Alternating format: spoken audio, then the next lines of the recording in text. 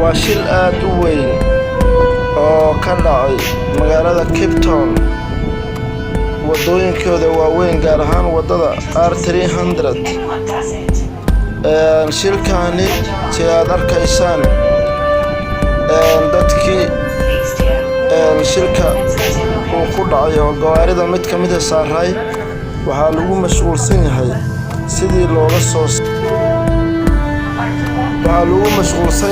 sidii gaariga looga soo saari lahaa dhaawacooda iyadoo lagana yaabo qaar ka mid ah inay u geeriyoodeen jugtii shilka ka soo gaartay muddo saacado ah oo la sugayay qaybo ka mid ah dadka qaabilsan inay gawaarida ka jaraan marka xaaladaha noocan oo kalaan dadka gudaha ugu jira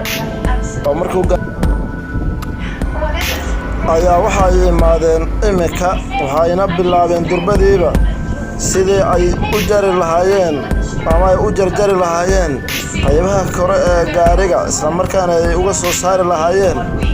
dadka gudaha gaariga ku jiray kuwaas oo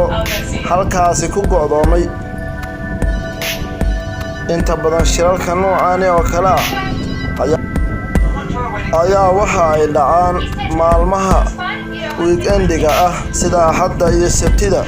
oo laga yaabo dadkaasi inay gawaarida kaxeeyaan iyagoo cabsan